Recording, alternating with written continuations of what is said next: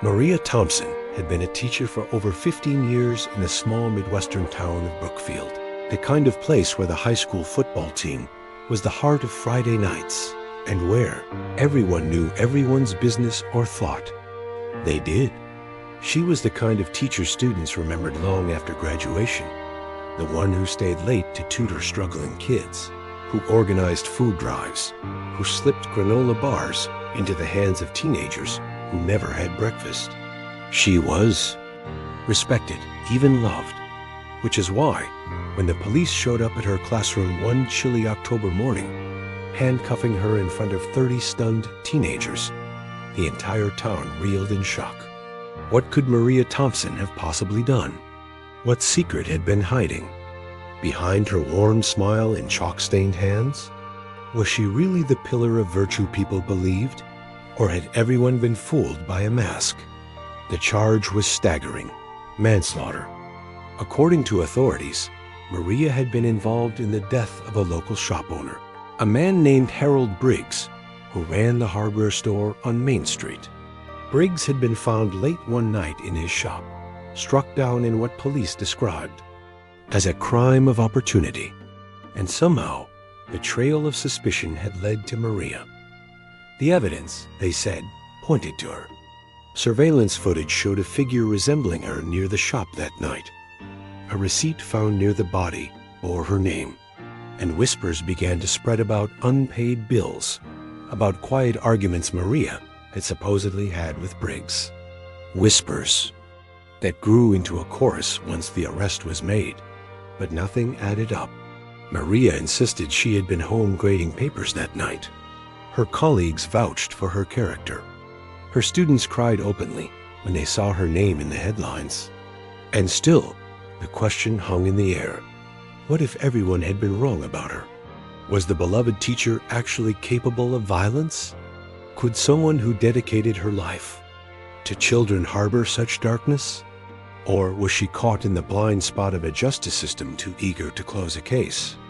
From the moment of her arrest, Maria's world collapsed in slow motion. The school suspended her indefinitely.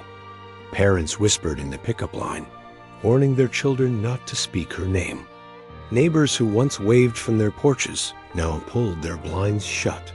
Her teenage daughter, Emily, came home in tears after classmates taunted her with cruel jokes. "Your mom's a killer." And through it all, Maria sat in her cell, staring at the cinder block walls, replaying every step of her life, asking herself the same questions everyone else was asking. How did I end up here? How do you prove innocence when the town has already decided you're guilty? The prosecutor, a sharp and ambitious woman named Jessica Klein, wasted no time framing Maria as a woman under pressure. Klein stood before the cameras at the press conference, crisp suit immaculate, voice steady as she laid out the state's case. "This is a tragic example," she declared, "of a respected figure in the community who, under financial stress, allowed desperation to turn into violence." The reporters ate it up. Financial stress, motive, a fall from grace. It was the perfect narrative. And in small towns, perfect narratives spread like wildfire dot, but behind the sensational headlines and carefully curated press releases, this story was messier. The surveillance footage was grainy, the figure unidentifiable beyond a vague resemblance.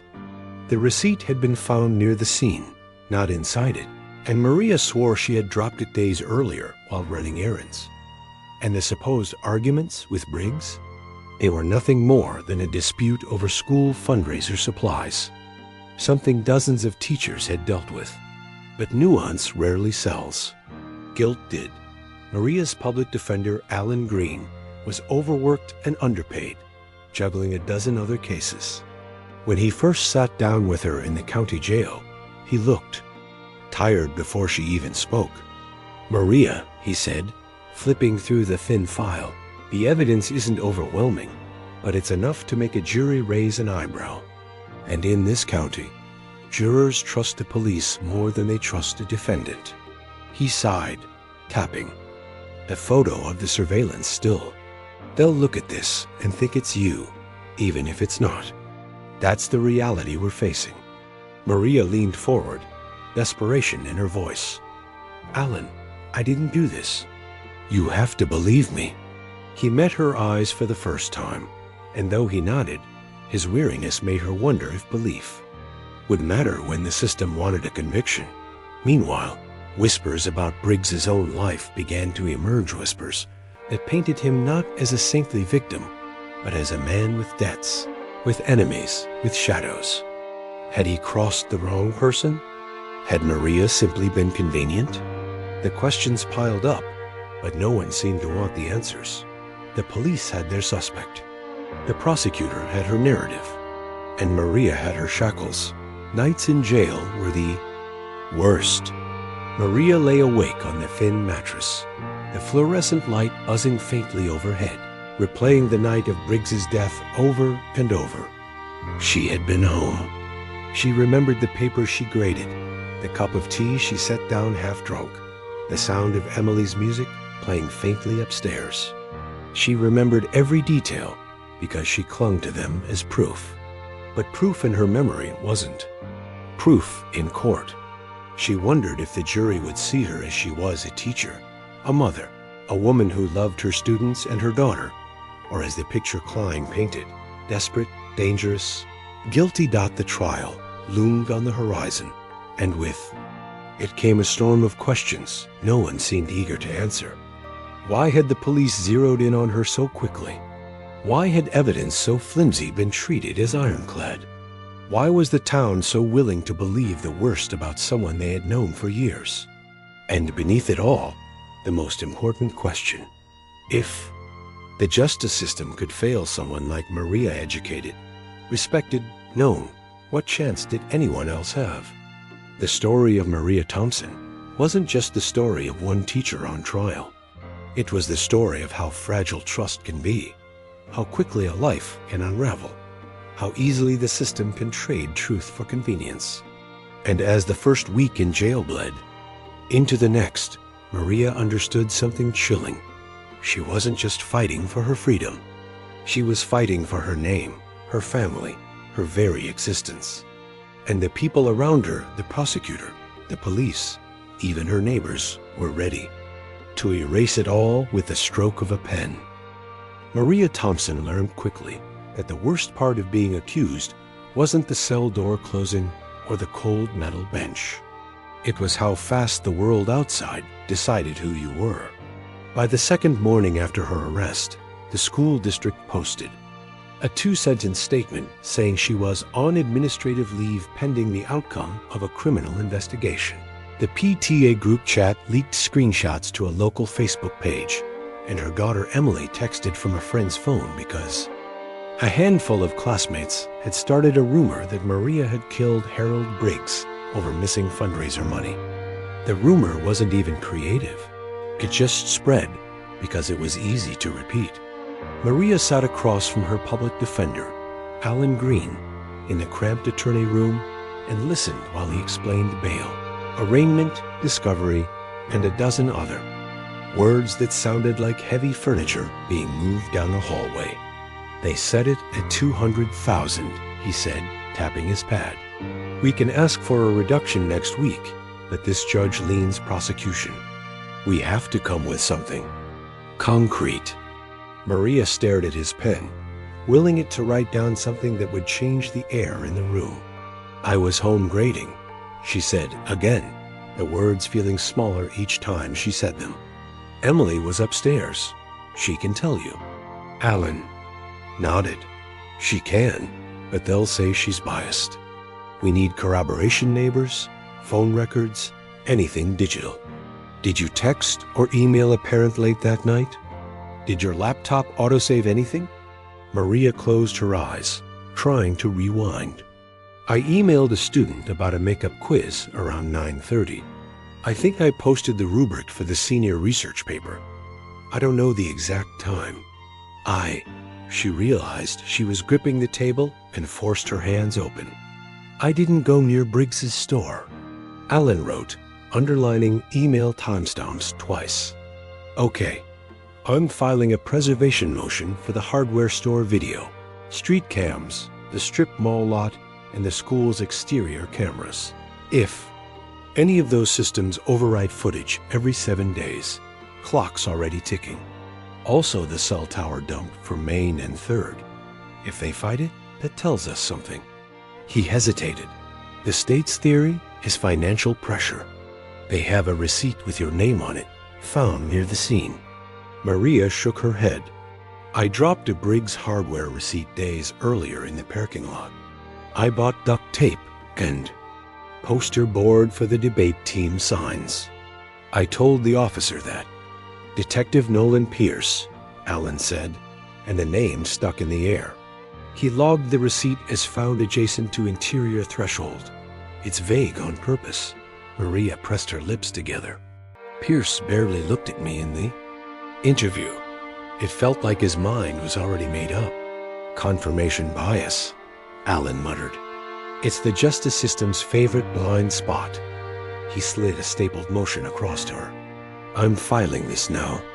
We need time, and they're going to try to starve us of it? The arraignment felt like a performance staged for people who already knew the ending. Jessica Klein was immaculate and direct. She used phrases like community trust and tragic breach, and she laid the receipt, the grainy silhouette, and the alleged argument between Maria and Briggs like planks on a bridge the jury would eventually walk across without looking. Down, Alan asked for bail reduction. The judge shook his head and quoted flight risk boilerplate.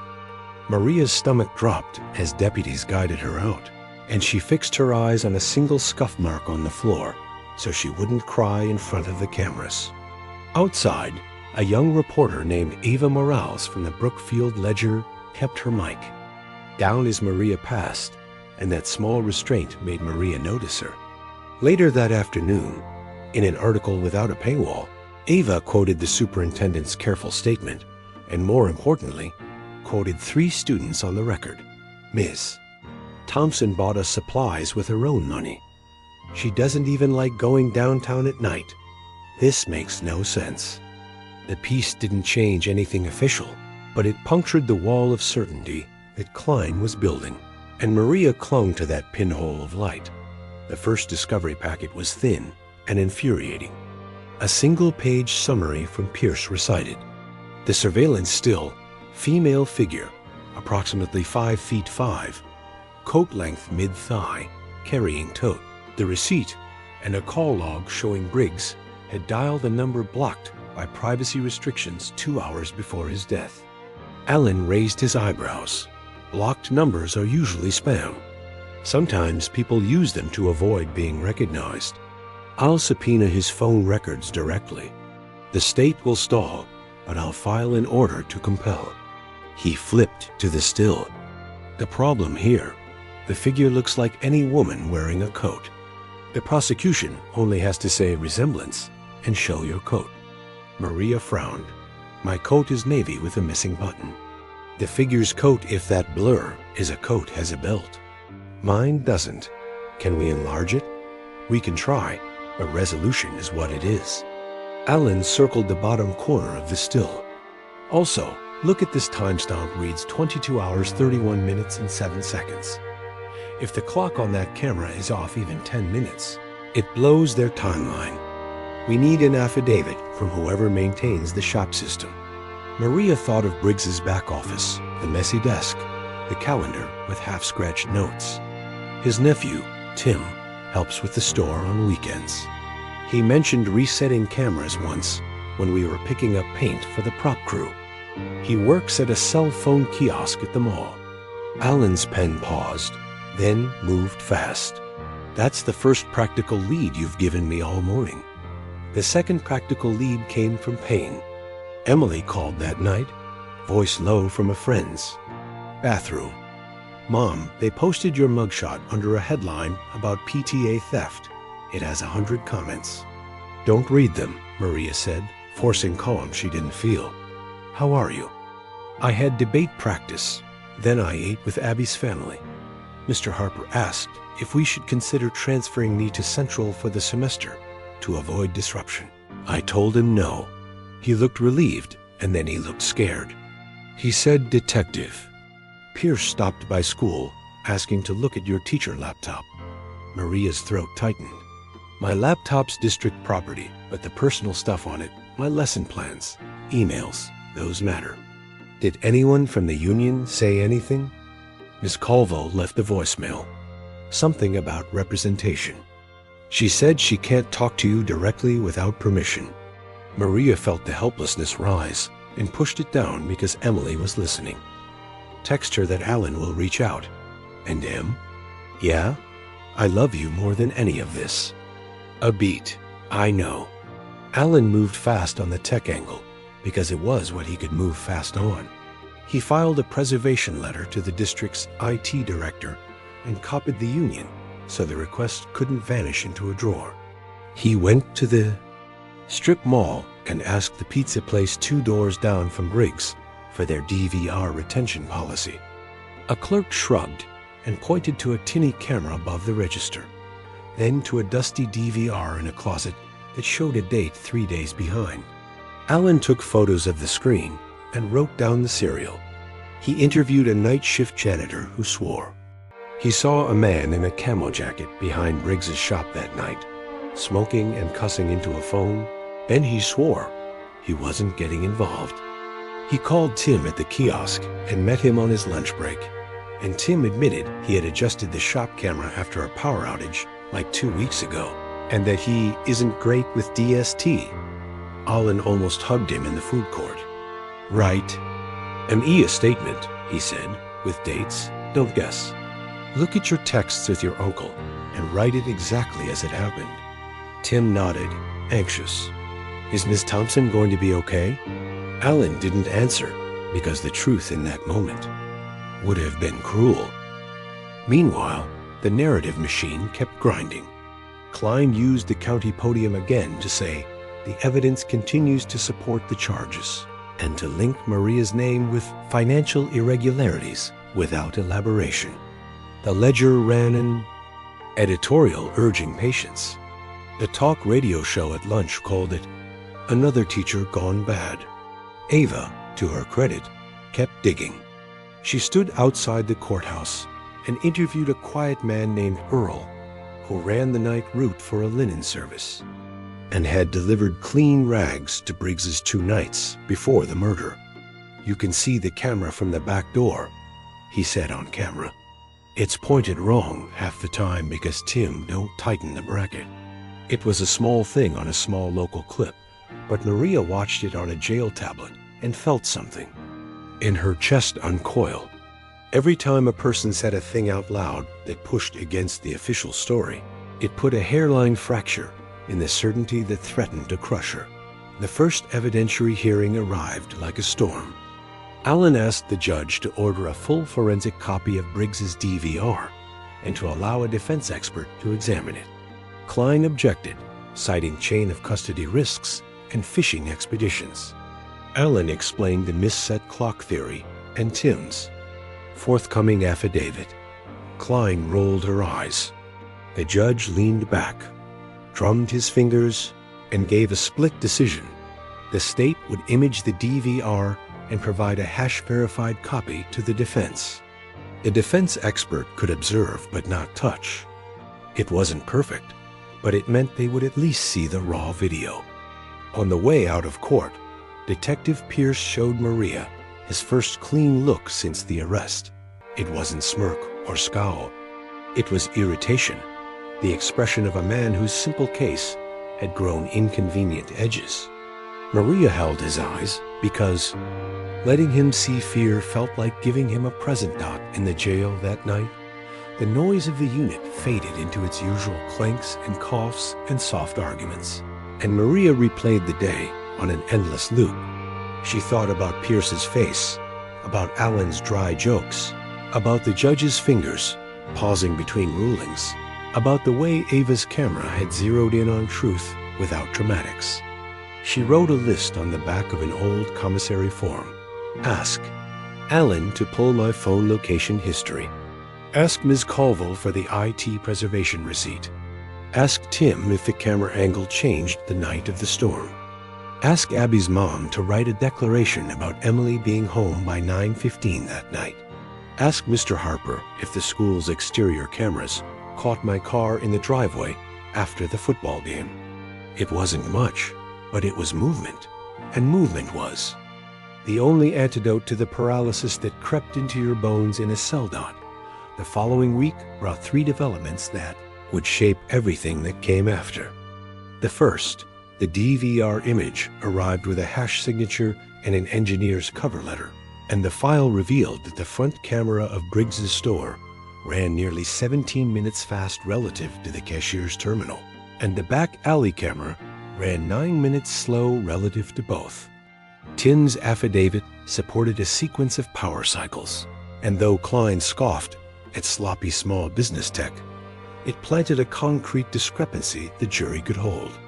The second, Allen's subpoena on Briggs's phone records revealed the blocked call 2 hours before the murder originated from a burner purchased at a convenience store on Highway 6, and 2 additional blocked calls to the same number had occurred the previous week. The third, Ava published a piece titled The Timeline Problem, and while it was measured and careful, it asked out loud the thing Maria needed someone outside the defense to ask, whether the state's entire story depended on a clock that couldn't tell time. Klein responded by shifting the frame. In her next filing, she downplayed the cameras and emphasized the receipt again, plus a witness who now claimed he overheard Maria arguing with Briggs behind the store 3 days before the murder about money owed. Allen tracked the witness, a man named Curtis, who sometimes did odd jobs in the alley, and discovered he had 2 pending shoplifting cases suddenly marked to be reviewed. Impeachment material, Allen said, tapping his pen. If he expects leniency, the jury deserves to hear that. Maria felt anger rise like heat in her cheeks. I asked Briggs for a discount on nails because the stage crew's budget is a joke. He grumbled, and then he knocked off 10%, like he always did when teachers came in. That was the argument. Juries love small, specific truths, Allen said. We'll use it exactly like that. At school, the shape of Maria's absence hardened into something the students could touch. Liam Park, a senior who owed his first passing grade in freshman English to Maria, making him rewrite a paper 3 times, started a simple site, Ms. T didn't do it. He posted contact info for tips, a clear request not to harass anyone, and a timeline of publicly recorded facts with questions in bold. If Ms. T was at home grading, who else was near Main Street at 10:30? If the camera times are wrong, what is the true order? Why did Detective Pierce skip interviewing the linen driver and the pizza guy? It wasn't fancy, but it was the kind of living document people trusted more than a glossy press release. Ava linked it at the bottom of a follow-up article. Klein complained in a radio hit about trial by social media. Pierce stopped taking Ava's calls. The day the DVR footage was played in the discovery room with both sides present, Maria wasn't allowed to attend, but Allen texted her afterward with permission from the guard to read a short message. Front cam shows 2 figures at 22:31 by its clock, but terminal puts that at 22:14. Alley cam shows someone entering from back at 22:23. True time approximately 22:32. Height stride of alley figure looks taller than you. Can't swear to it. We'll need an expert.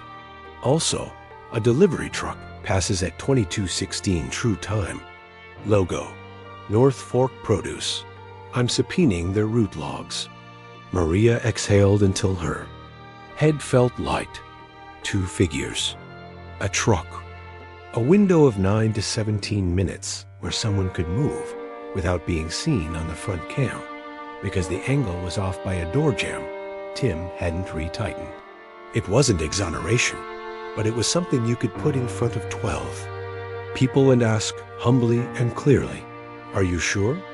That night, Emily told her over the jail phone that Mr. Harper, their principal, had finally sent a message to staff, reminding them not to discuss the case publicly and to forward media inquiries. To the district spokesperson, "Too late," Emily said, voice tight. "Half the teachers already chose sides. The good ones send me notes. The bad ones avoid me like I'm contagious." Abby says her mom will sign your timeline declaration. Ms. Patel from math said she heard. Briggs had a short temper with anyone who asked for school discounts. She wrote it down for Alan. Maria swallowed. "I'm proud of you." There was a long pause, the soft electronic hum of the monitored lines sitting between them. "I'm scared," Emily said. "Me too," Maria answered. "We'll be scared and do the next thing anyway."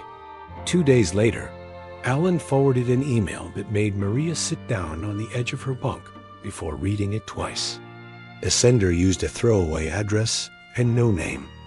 It contained 3 still frames clipped from the back alley camera with the hash values printed beneath and a single sentence.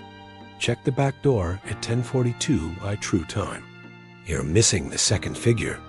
The frames showed a shadow at the hinge side edge of the back door, a hand with a small triangle of tattoo near the thumb, and the edge of a camo jacket sleeve. Alan's follow-up was short. "If authentic, this is huge. We'll need to match the hash to the copy we received to get it admitted. If we do, then someone else was there, and not just a woman in a coat." Maria stared at the tiny triangle of ink until her eyes watered. She didn't recognize it, but someone would. In towns like Brookfield, there were only so many hands with that exact mark. She imagined showing it to the linen driver, to the pizza clerk, to Tim, to the janitor who saw a man smoking behind the store, to the produce dispatcher who could overlay route pings with the alley time. She imagined the slow, patient work of Vabre, taking a cheap narrative apart and replacing it with the messy truth. When she closed her eyes that night, she still saw cinderblock and steel, but the walls felt less absolute. She held in her head the small specific things that might save her. A missing coat button, an off-kilter camera bracket, a kid's website with bold questions, a reporter who kept her mic down, a principal who finally sent the right memo, a nephew who admitted he wasn't good at daylight saving time, a hash value printed at the bottom of an email that wasn't brave enough to sign a name, but was brave enough to hit send.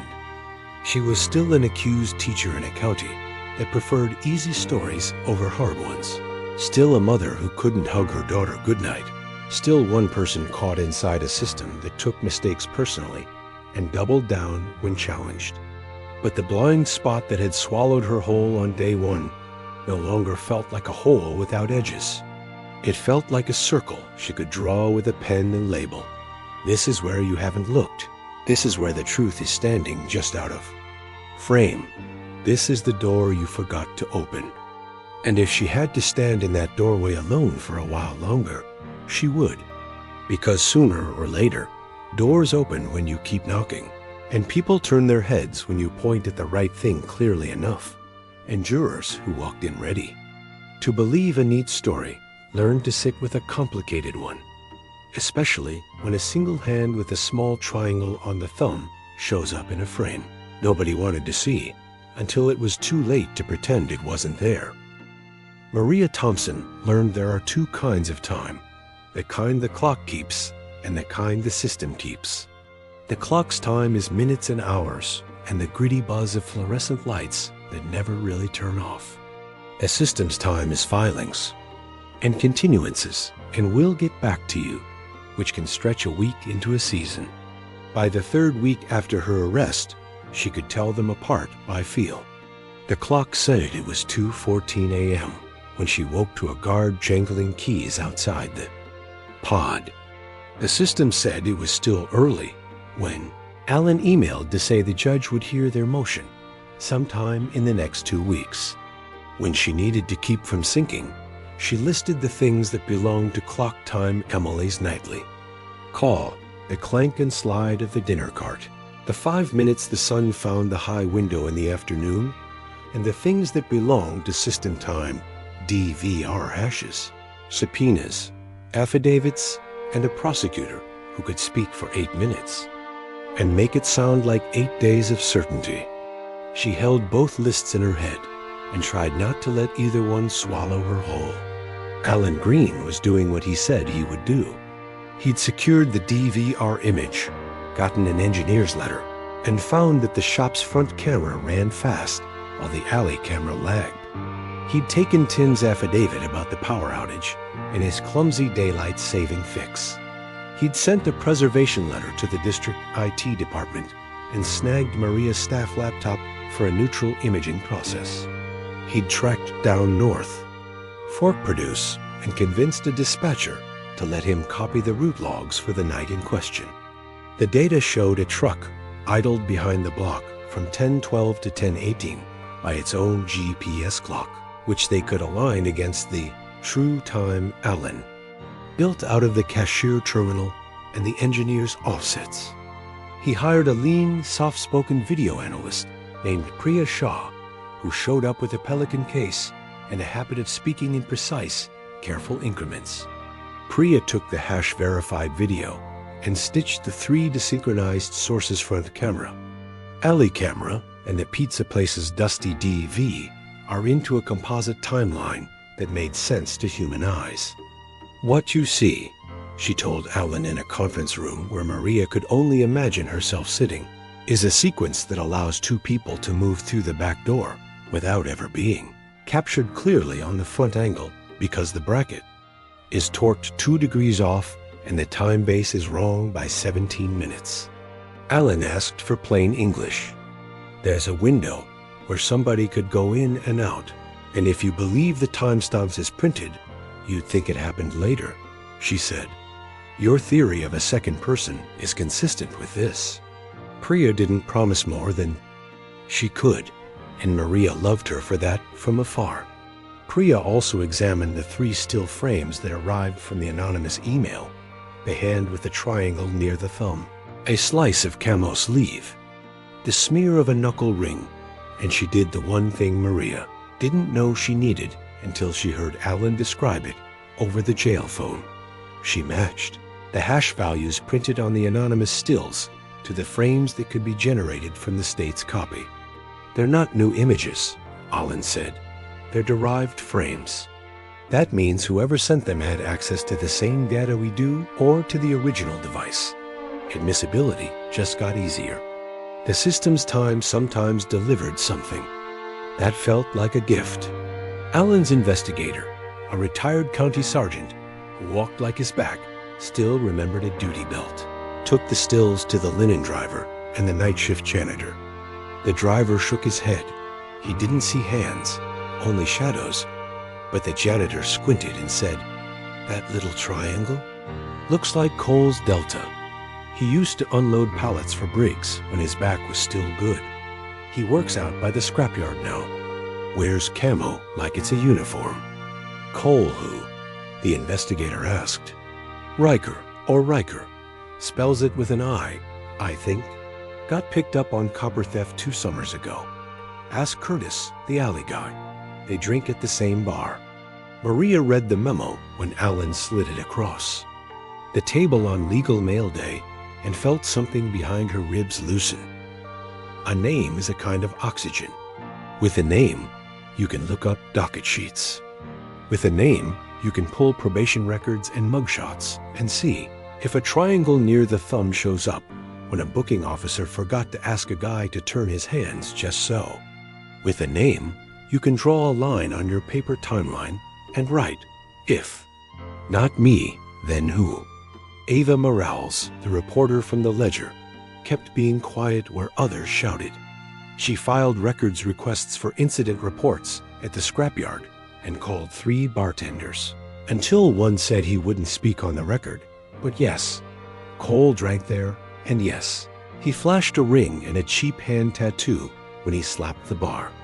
For another, Ava found a photo from a county fair booth 2 years back, a pie-eating contest where a guy in camo grinned at the camera with his hands up and a small, bad triangle lived near his thumb like a secret someone didn't intend to. Become a clue She didn't publish it yet. She emailed Alan and asked, "Is this your guy?" Alan didn't answer because he couldn't. But Maria saw the printed image as soon as he legally could show her and thought, that shape is the same shape in the still. And the camo sleeve looks like every camo sleeve in America, but it belongs to someone now. She closed her eyes and silently thanked every cheap tattoo machine in every garage that had ever put a mark on a hand in a way a lawyer could point to later. Emily was living her own version of system time at school. Mr. Harper had finally put his foot down about teachers gossiping, but kids were kids, and the hallways were the internet with elbows. The debate coach told her she could sit the next tournament out if things felt heavy. Emily said she preferred to stand up and asked to argue the affirmative unresolved. The criminal justice system should prioritize accuracy over closure. She lost on a 2-to-1 split because she tangled a criterion in the last speech. But the judge wrote, "Personal conviction clear." She taped the ballot to her bedroom wall and texted Maria a photo. "I'm still here." Liam's site kept collecting tips. Half were cranks and 3 were outright cruel. One said Maria should rot. But sprinkled in the muck were 2 specific small things the defense could use. A pizza driver wrote that the North Fork produce truck always blocks the alley around 10 to 10:20 on Tuesdays, and that Briggs sometimes yelled about it. A bodega owner a block over wrote that 2 weeks before the murder he chased a man in a camo jacket out of his shop for pocketing a charger. He didn't file a report because he didn't want. Said he said with a guy who hung out with Curtis. Alan's investigator followed both leads and turned them into declarations that said, under penalty of perjury, someone in camo had a habit of being where cash drawers lived. Detective Nolan Pierce noticed the momentum and did what men in his position often do when a simple case turns messy. He visited people. He visited Tim at the kiosk and asked whether he wanted to be certain about the camera dates, because it would be a shame if you got charged with tampering. He visited Curtis and let it slip that the shoplifting review on his file could go south if he confused dates in his statement. He visited the district office and reminded IT that a failure to preserve evidence could be obstruction. He did it all with a smile and a tone that turned the words into suggestions. Tim came to Alan pale and shaking. "He said it like he was helping me," Tim whispered, "but it felt like I'd get crushed if I didn't nod." Alan wrote it down. "That's witness intimidation," he said flatly. Then he said the thing defense lawyers say when the line between truth and leverage grows thin. "We'll handle it." Pierce also stopped returning Ava's calls and told the Ledger editor privately that the paper should watch the line between reporting and interfering. Ava wrote a straight news piece about the hearing schedule the next day and buried one sentence in the 4th paragraph. Defense counsel alleges pressure on non-party witnesses. The department denies. It wasn't the takedown Twitter would have liked, but it was what she could put her name on without losing her press badge. And Maria loved her for playing a long game she couldn't see, but trusted anyway. The hearing on the composite timeline landed in a courtroom with a clock that ticked loud enough to be recorded on the audio. Klein came ready to sneer at Priya. She described the composite method as video alchemy and called the offsets convenient. Priya stayed surgical. She walked the judge through the engineer's letter, the hash values, and a printed chart that married the cashier, terminal's time to the DVR's drift, and the GPS clock in the North Fork truck. "Computers keep time with cheap crystals," she said. "If you don't anchor them, they slide." We anchored. Klein tried to rattle her with a question about interpolation. Priya said she hadn't interpolated frames. She had aligned clocks. The judge asked, "So what do I do with this?" Priya didn't look at Maria, but Maria pretended she did when she said, "You understand that what looks like 10:31 on one screen is 10:14 in real life, and that what seems like A clean single-person timeline can accommodate a second person without violating physics. The judge allowed the defense to use Priya's chart for impeachment purposes, which in system time is the court's way of saying, the jury can look at it, but don't expect an instruction that sounds like a hug. On the walk back to the lockup, a deputy murmured to Maria, "That lady was good." And it was the first time in weeks someone in a uniform let humanity slip past the badge. Alan had another motion in his briefcase that day, a request to compel production of Pierce's notes from the first 48 hours. Klein argued work product. Alan argued Brady and Giglio, the twin pillars that say the state has to give over things that help the defense and things that impeach witnesses. The judge split the baby again, an in-camera review, meaning he'd read them in chambers. System. Time rolled its eyes and said, "We'll see." While they waited, Alan took the alley stills and the fair booth photo of Cole Riker to an old probation officer who kept files in neat banker's boxes labeled by year. The officer frowned then, smiled like a man who found the page he knew was there. "Cole Riker is actually Cole Riker Maddox," he said, tapping a printout. "Goes by Riker. 3 petty thefts, 1 possession. Tattoos, triangle on right hand near thumb, ring finger scar. Last known employer, a salvage yard out on County 12. The officer looked up. "Be careful. He doesn't scare easy when he's sober, and he scares everyone when he's not." Alan's investigator drove out to the yard and asked for shift records. The manager squinted, then shrugged, then handed over a clipboard with sign-in sheets in half-legible Sharpie.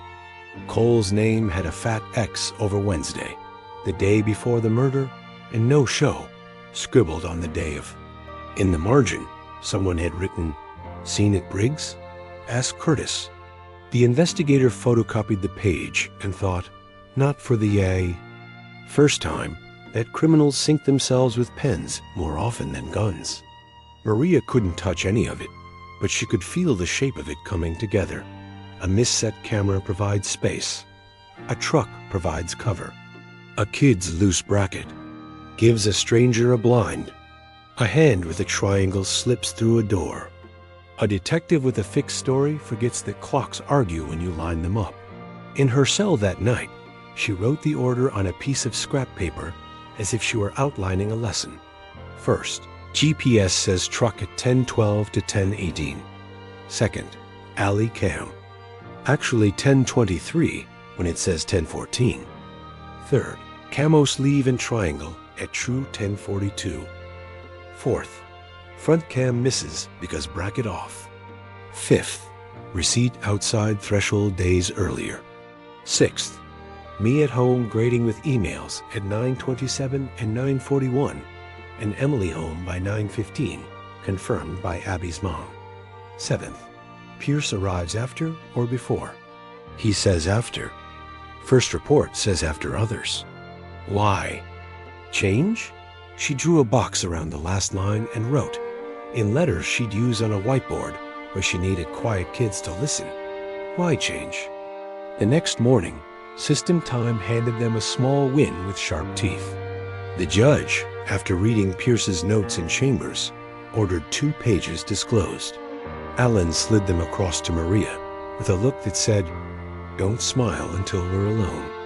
The first page was Pierce's to-do list written in block letters. 1. Canvas Alley. 2. Talk to Curtis. 3. Riker. 4. Check back cam time off.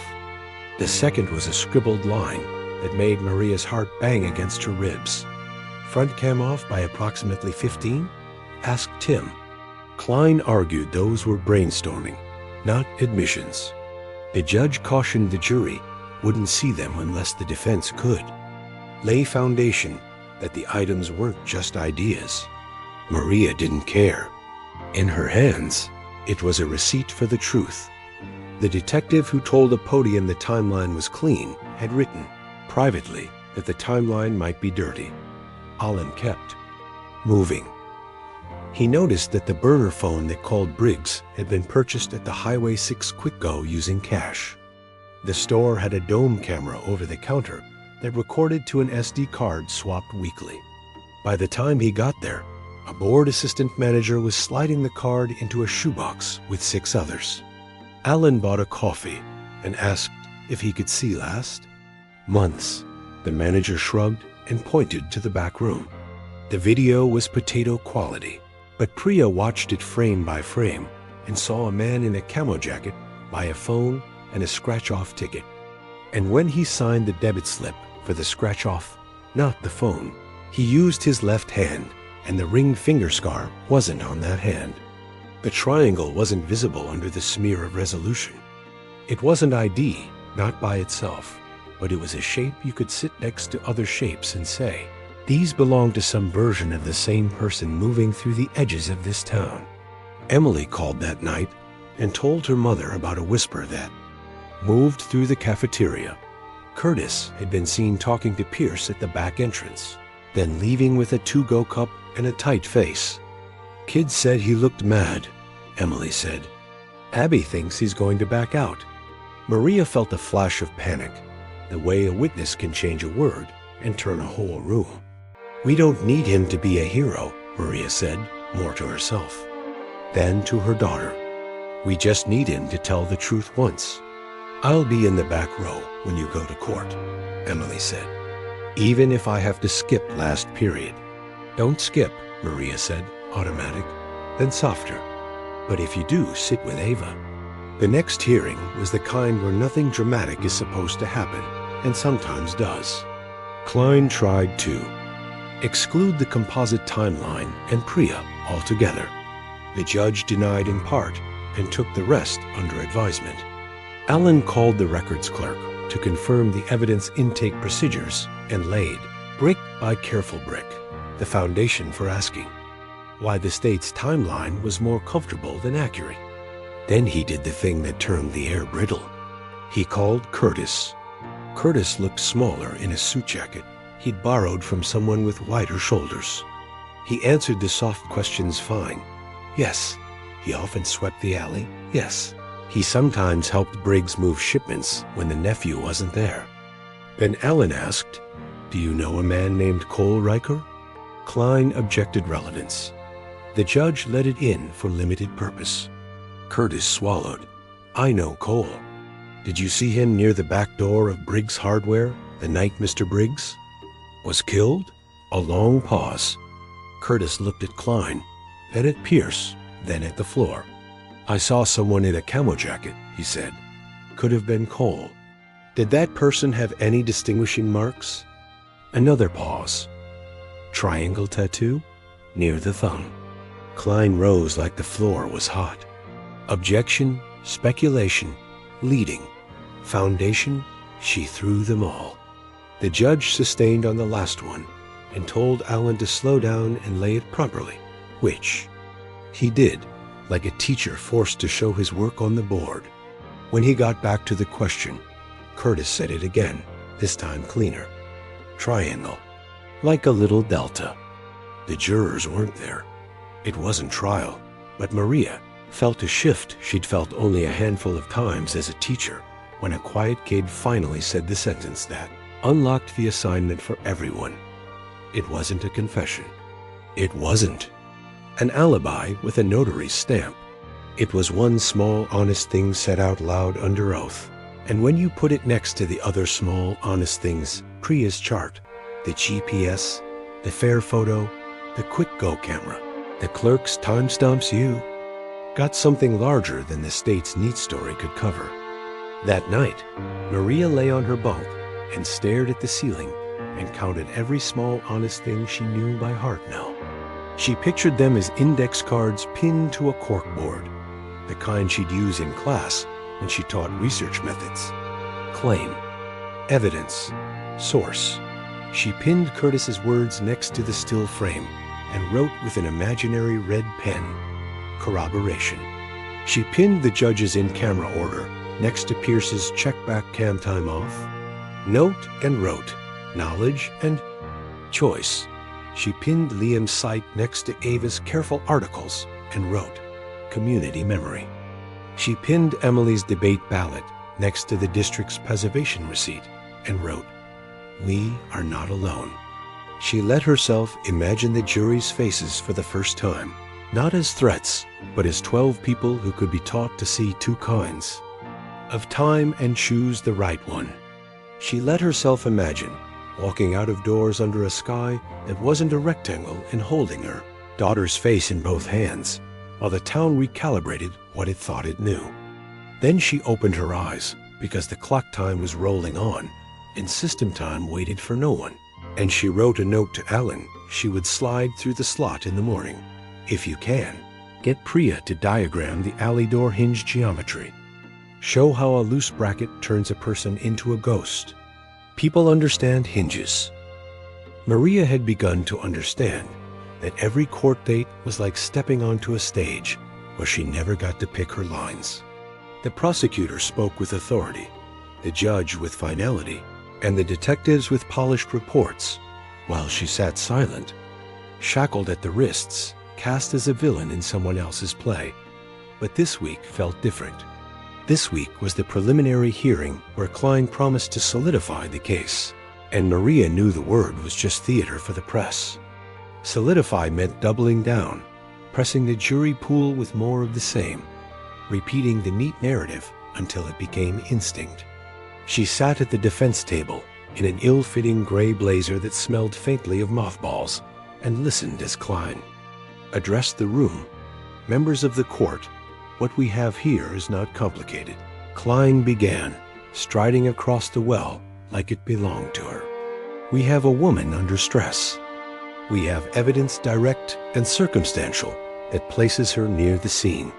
We have motive, opportunity, and a history of conflict with the victim. What more could be needed?"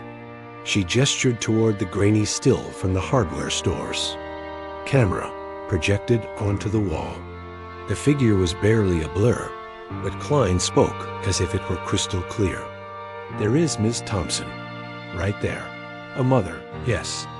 A teacher, yes. But also a person who snapped." Maria kept her eyes down, forcing herself not to react.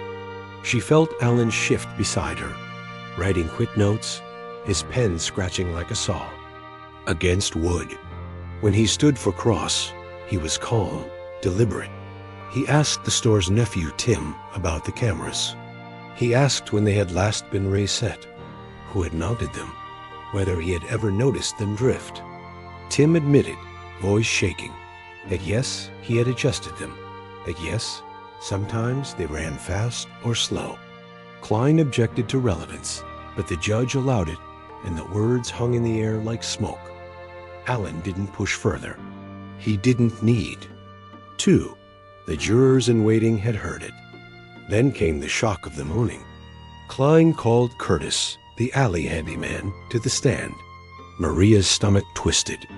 Curtis looked uncomfortable in the chair, tugging at his collar. He mumbled through his name, his odd jobs, his history helping Griggs. Then Klein asked the question Maria feared. "Did you ever hear Miss Thompson arguing with Mr. Briggs?" Curtis hesitated, eyes darting. Finally, he nodded. "Yeah, a couple days before. About money." She sounded mad. Klein smiled like a magician finishing a trick. "Thank you. No further questions." Alan rose slowly, his face unreadable. He asked gently, "Curtis, you said you heard them argue. Where were you standing?" "By the dumpster." "And how far was that from the back door?" "Maybe 20 feet. "And what exactly did you hear?" Curtis rubbed his hands together. "Just money." And her voice sounded like her. Alan nodded. "Curtis, are you currently facing charges for shoplifting at Mason's Market?" Klein objected, but the judge overruled. Curtis swallowed. "Yes. And have those charges been resolved?" "Not yet." Alan tilted his head. "Did Detective Pierce speak to you about those charges before you gave your statement?" The pause was too long. "Yeah. He said maybe it could help if I cooperated." Alan let the silence work. Finally, he said, "So your memory of this argument became clearer after Detective Pierce offered help with your case?" Curtis's eyes dropped. "I guess." The courtroom buzzed. Klein shifted uncomfortably. Maria's pulse quickened. The perfect narrative was cracking. Still, the damage was done. Reporters wrote that Maria had a known dispute with the victim. Headlines didn't care about witness deals or hesitation. They cared about the word argument. And each time Maria saw her name paired with that word, it felt like another brick stacked against her chest. Back in jail, she replayed the day endlessly.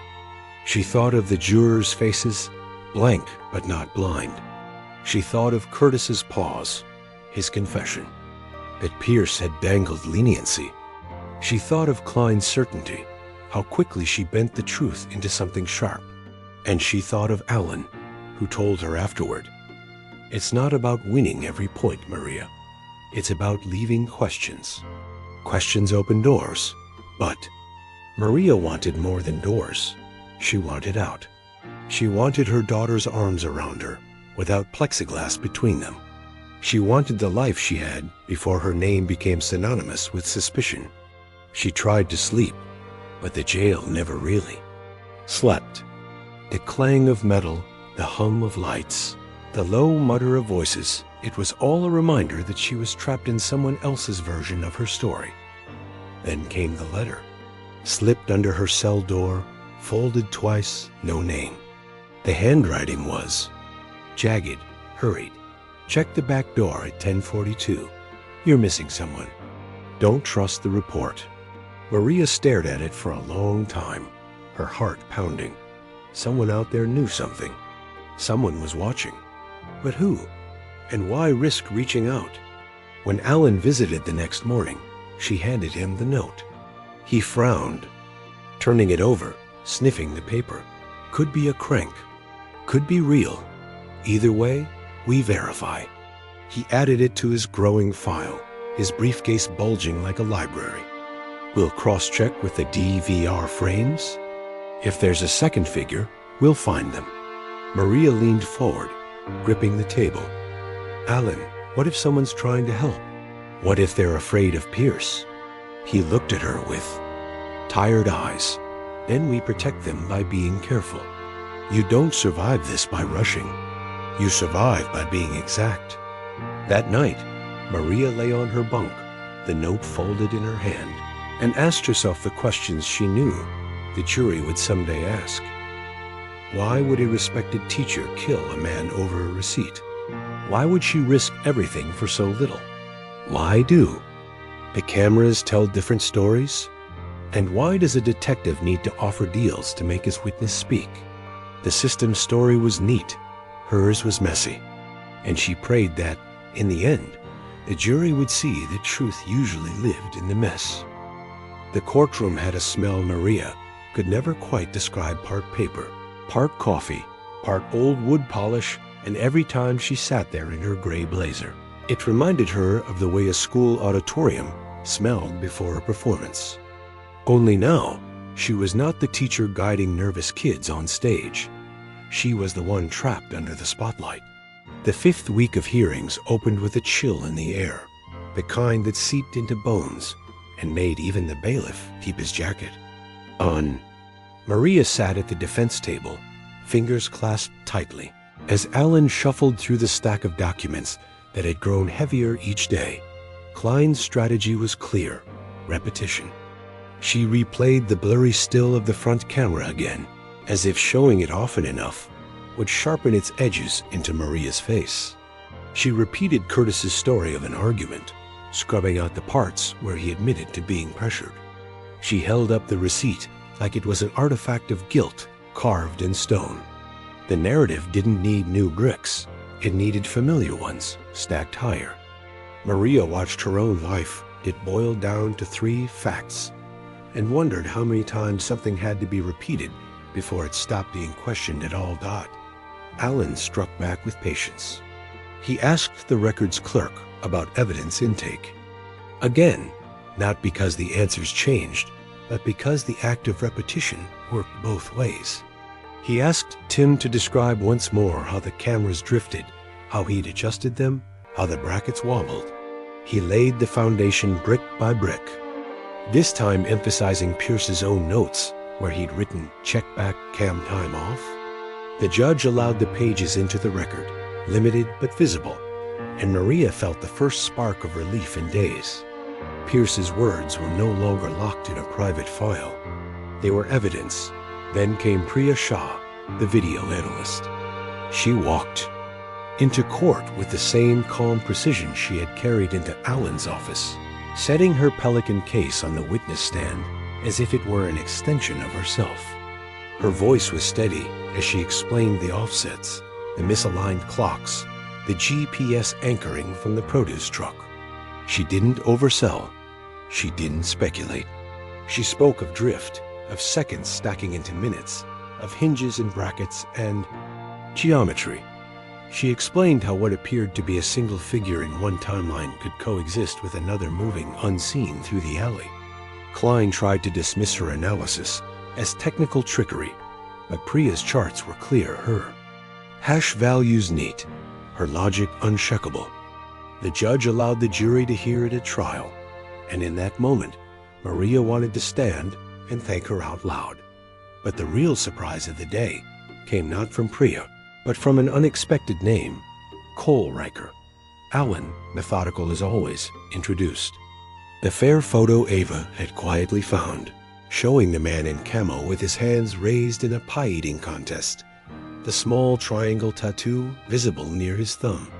He didn't accuse outright. He didn't need to. He simply asked Tim, who was present that day, if he recognized the man. Tim nodded nervously. "Yeah, that's Cole. He used to hang around the shop." The courtroom shifted. The name was now on the record. Klein objected furiously, insisting it was irrelevant, speculative, prejudicial. The judge sustained part of it, striking the suggestion of involvement, but allowing the photo itself as a contextual exhibit. Alan said nothing more, but Maria could feel the air change. A juror in waiting whispered to another. Reporters scribbled faster. For the first time, the word alternative suspect floated just loud enough to be caught. That night, Maria sat on her bunk with Emily's latest letter pressed against her chest. Emily wrote about school in clipped sentences, about debate practice, about how some teachers had quietly started defending Maria when students whispered cruel jokes. One line stood out. Mr. Harper said truth has a way of climbing out of cracks. "I think he meant you." Maria closed her eyes and held the letter until the ink seemed to bleed into her skin. But cracks cut both ways. The next morning, Alan visited, his face drawn. "We need to talk," he said quietly. "Curtis is wavering." Pierce leaned on him. "Again. He says he might not remember the triangle if asked again." Maria's stomach clenched. "He already said it under oath." "Yes, but memory is a slippery thing in court. If he retracts, Klein will pounce. And jurors remember. Retractions more than admissions." He rubbed his forehead. "I'm working on corroboration. The scrapyard manager's sign-in sheets help. Priya's composite helps. But Curtis's words tied them together. If he folds, we lose a thread." Maria felt the panic rise like water in her lungs. "What do we do?" Alan looked at her steadily. "We remind the jury that truth doesn't live in one man's memory. It lives in patterns. And we show them the pattern." The fifth hearing closed with the judge setting a firm trial date. The gallery buzzed as people filtered out, some shaking their heads, others nodding, still others whispering about Kohlreicher, about camo jackets, about triangles near thumbs. Reporters rushed to file headlines, some leading with defense raises. Questions about alternative suspect, others with prosecutor holds firm against distractions. Maria knew how the game worked. One side built certainty, the other built doubt, and the jury would be asked to decide which felt more like truth. That night, As the lights dimmed in the jail, Maria pulled out her notes. She listed everything Alan had told her, everything she remembered, everything Priya had mapped. She wrote them out like a lesson plan. Claim, evidence, source. She circled the ones that mattered most, the email timestamps, the produce trucks.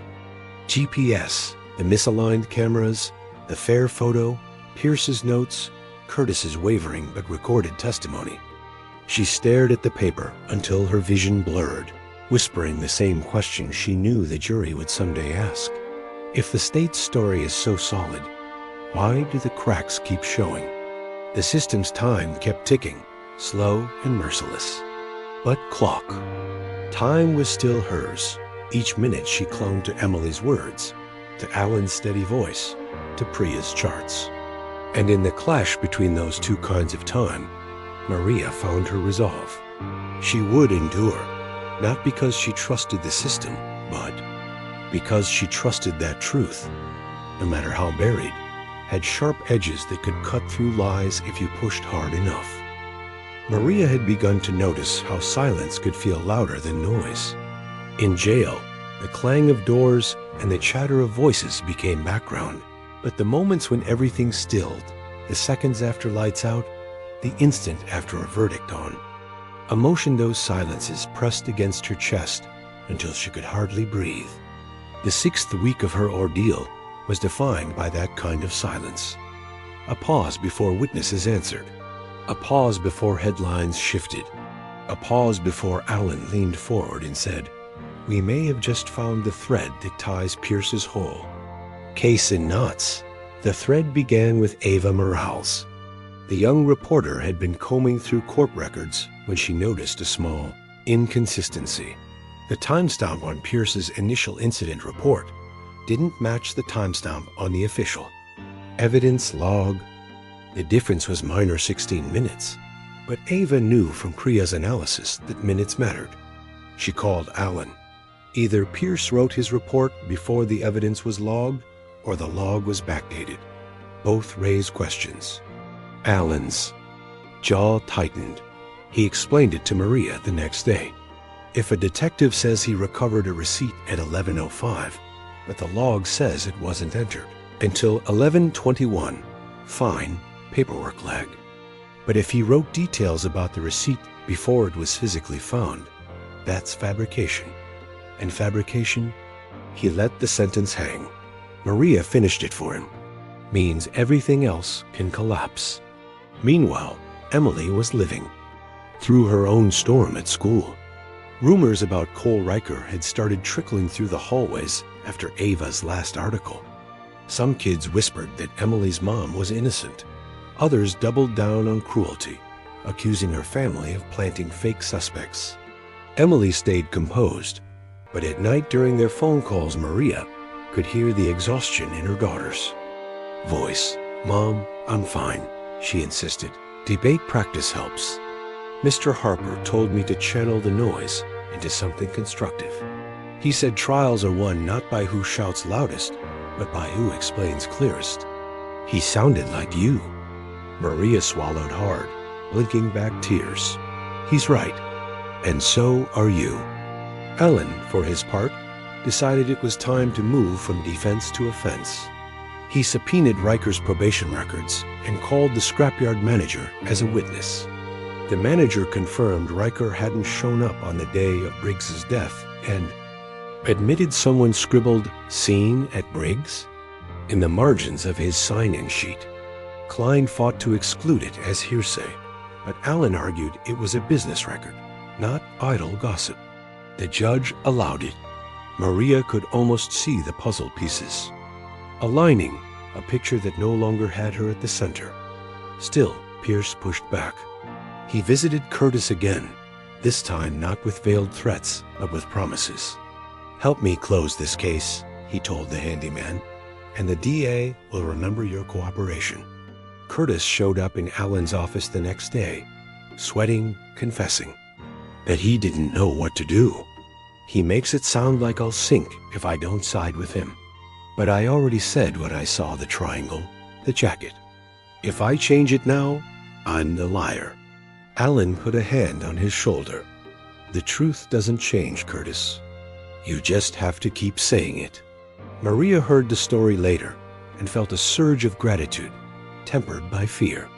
Because in the systems, time, truth was often outshouted. The next hearing turned into a battle of narratives.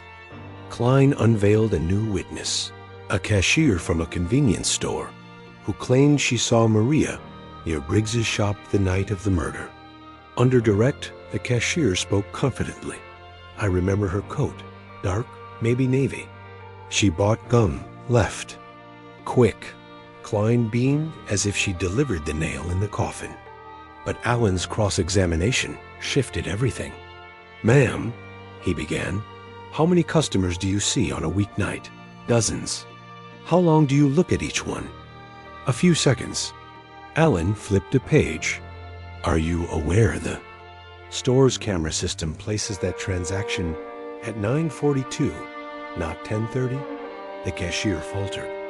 I didn't look at the clock. Alan leaned in. And are you aware that Ms. Thompson's email to a student was sent at 9:41 from her home IP address, 5 miles away?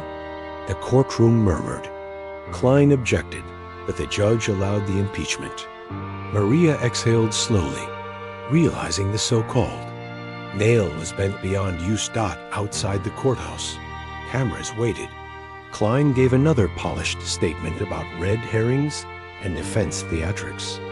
Alan said nothing, letting silence be his ally. Ava, meanwhile, published a headline. That cut cleaner. Timeline discrepancies deepened doubt in teacher case. Maria read it on the jail tablet and whispered to herself, doubt is enough. Doubt can save me. But doubt alone wouldn't rebuild her life. That realization hit when Emily confessed she'd been called into the counselor's office. They asked if I felt safe at home, she said bitterly. I told them my mom is the safest person I know. They nodded like they didn't believe me. Maria pressed her palm against the glass during visitation. Hold on, Em. The truth is climbing out, piece by piece.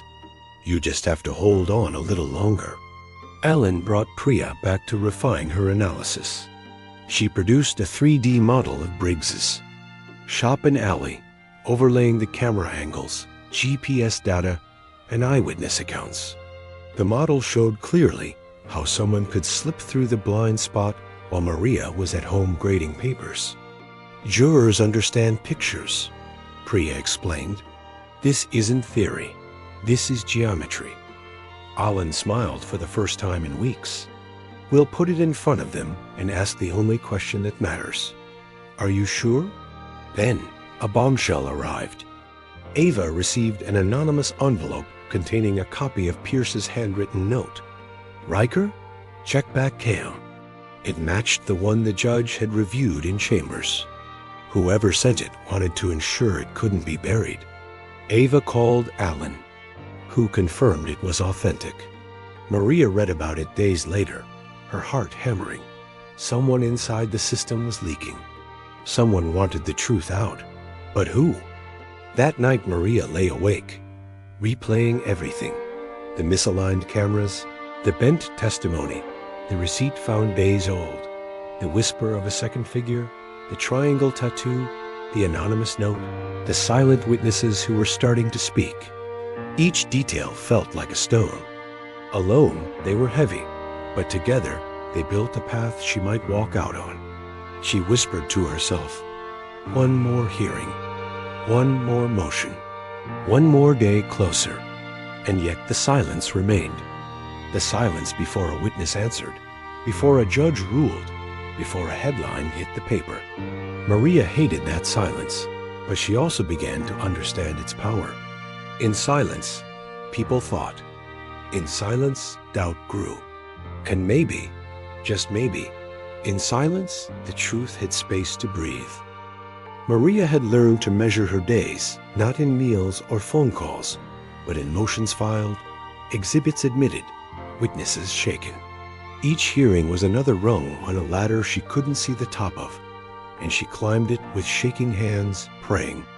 The rungs would hold, By the 7th week, the town was split in two.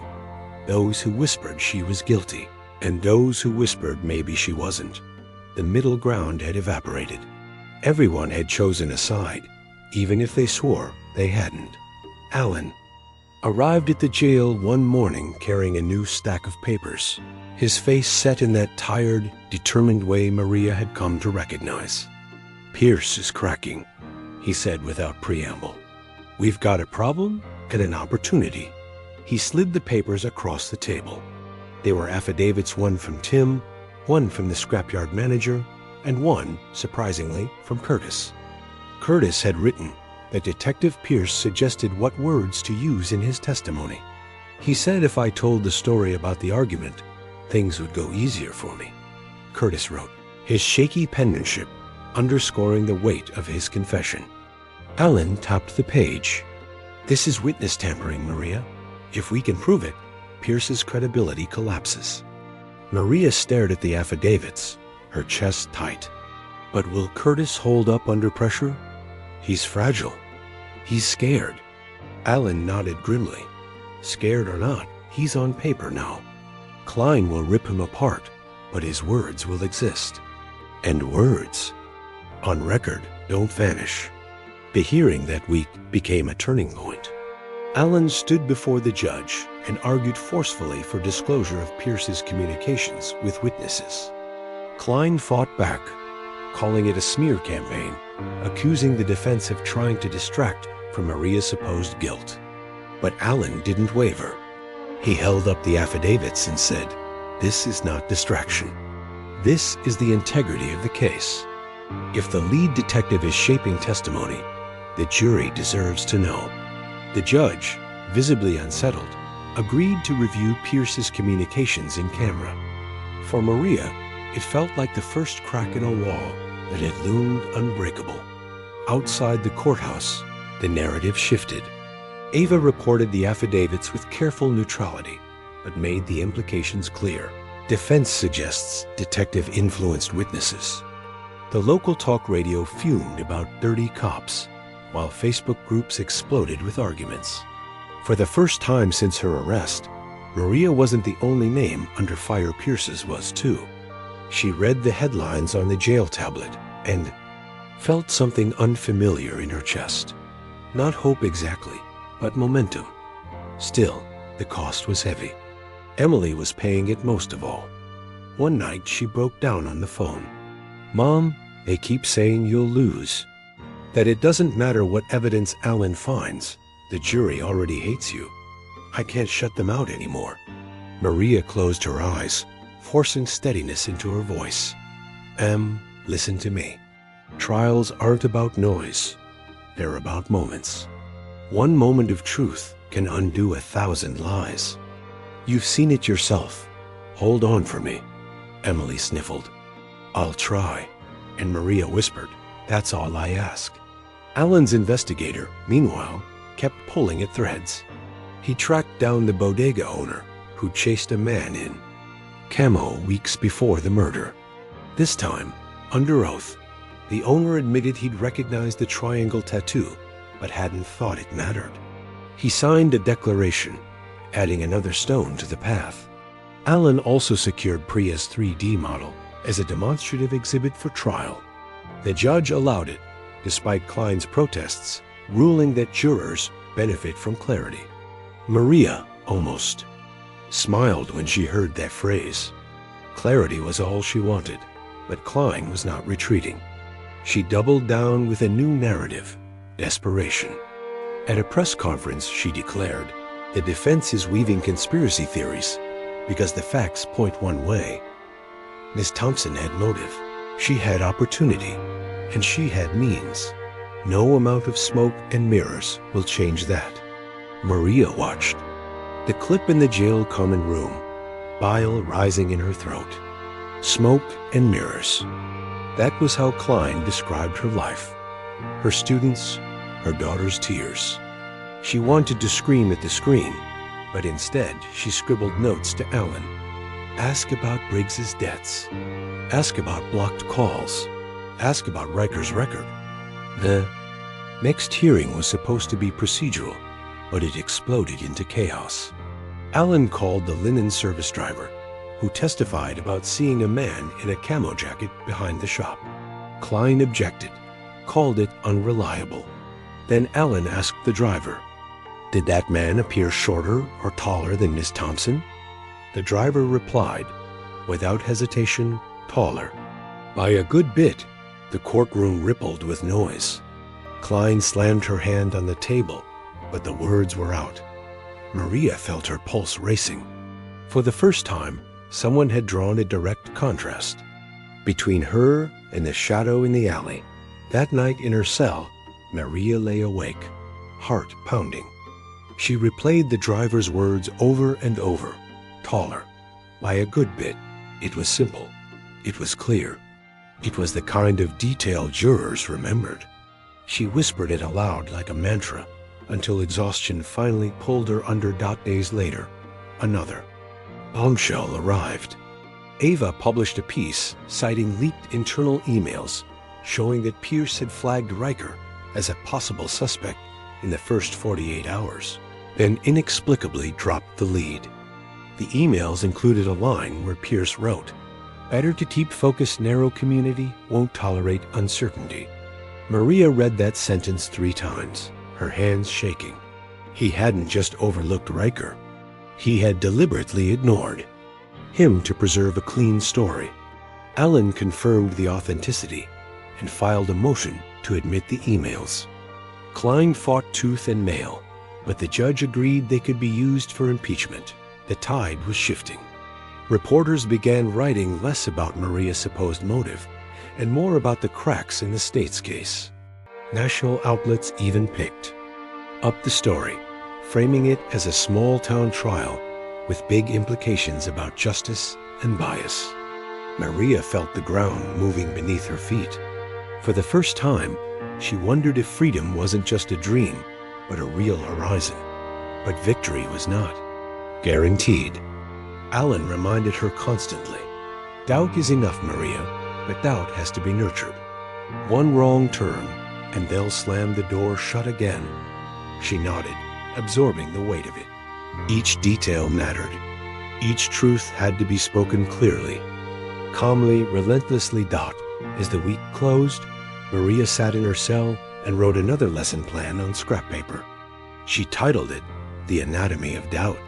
Under it, she listed, misaligned camera's truth hidden by drift, anonymous note truth whispered by fear, witness intimidation truth bent under pressure, triangle tattoo truth marked on skin, blocked calls truth disguised as silence, fabricated timelines truth rewritten for convenience.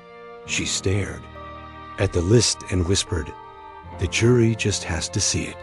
She folded the paper carefully, tucking it into her Bible, not as scripture, but as strategy. Because for Maria, faith was not just in God or the system. Faith was in the messy, stubborn power of truth to outlast lies. By the 8th week, the case had stopped being only Brookfield's problem. Cable producers were calling the courthouse clerk for audio feeds. A national site ran a small-town, big questions feature that quoted Ava's careful reporting and Priya's dry, precise phrases about drift and hinges. A podcast with a courtroom gavel in its logo DMD Emily, asking for an interview. She said no. Maria felt the change indirectly through the way guards lingered a second longer at the TV in the jail day room, through the way the bailiff kept the gallery tighter, through the look on Jessica Klein's face when she realized people outside at county were reading her filings. Attention didn't mean safety, but it meant sunlight, and sunlight had been good to Maria so far.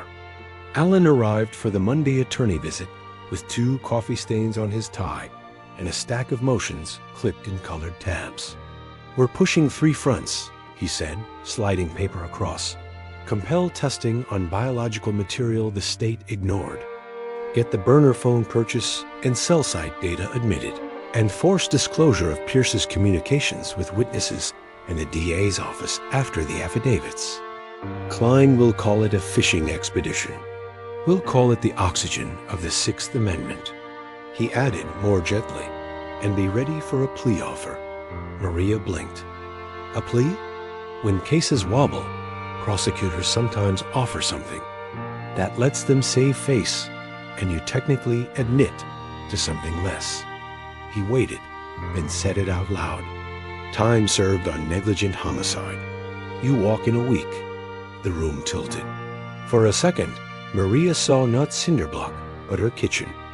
Emily at the counter, a stack of graded papers left in a circle of lamplight. She tried to inhale and found her lungs were already full. And I become the teacher who took a deal, she said, voice steadying. My daughter Googles my name and sees killer accepts plea. My students learn that truth is negotiable. If the state is tired, no.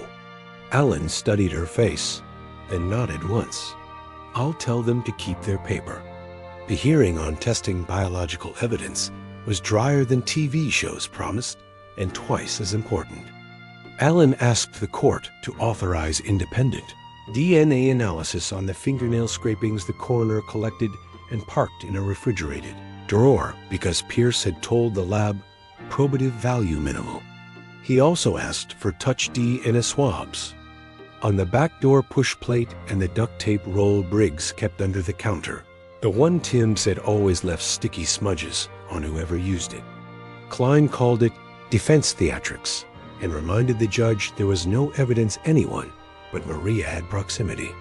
Priya's declaration sat on top of the motion like a quiet anchor. The window the composite created made a second person. Plausible. The state's own evidence log acknowledged alley ingress. The science existed to test what the state had chosen to ignore. The judge leaned back, steepled his fingers, and granted the motion with guardrail samples to be split under. Supervision, analysis at a mutually agreed lab, chain of custody photographs every step. Maria didn't cheer. She wrote one word on the scrap notepad they allowed her in court. Finally, the burner phone thread tightened next. Alan called the Highway 6 Quick Go assistant manager with a shoebox of SD cards. Priya authenticated the copy. The dome camera's files matched the hash on the state's image. The date range included the purchase day, and the cash register journal showed a $29.99 cash purchase for a pay-as-you-go handset at 7:52 p.m., followed by a debit transaction for a scratch-off ticket at 7:53. The video wasn't pretty, but on the largest screen the court had, the jury would be able to see a man in a camo jacket at the counter with his left hand signing for the scratch-off turning. To leave with the phone box in his right, a small triangle of ink flashing near the thumb as he palmed the door. The triangle wasn't crisp. It was enough. Klein objected to relevance. The judge overruled. If the state intends to argue Miss Thompson placed calls to the victim from a blocked number, the defense may show how such a phone came into someone. Elsa's hands, he said. Maria kept her eyes on the table, steadying the tremor in her fingers. Outside the courthouse, Pierce was doing what men under stress do, tightening his circle and raising his voice. He spoke to reporters on the steps with a jaw that looked wired shut and said the department stands by the integrity of this investigation. Inside the department, Internal Affairs opened a preliminary inquiry after the judge's in-camera. Review turned up the Riker, check-back cam note, and 2 texts from Pierce to a junior detective reading. Keep focus narrow, and don't muddy with alley rumors. Alan moved to admit those messages for impeachment. Klein fought too. Exclude them as internal deliberations. The judge split it down the middle. No texts in the state's case-in-chief. But if Pierce took the stand and painted the opening 48 hours as a clean, exhaustive sweep, the door would swing open. Alan didn't hide his smile when he relayed that. To Maria, we don't need to be first, he said. We just need to be patient. The cost of patience showed up that afternoon as a voicemail on Ava's phone.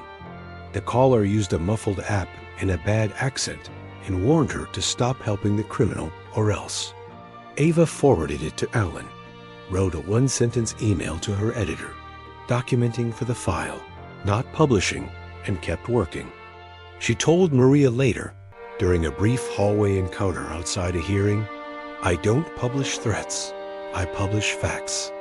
It was the kind of line that sounded like a movie, but lived like a sentence you choose in the morning and carry all day, until it gets heavy and you put it down by sleeping.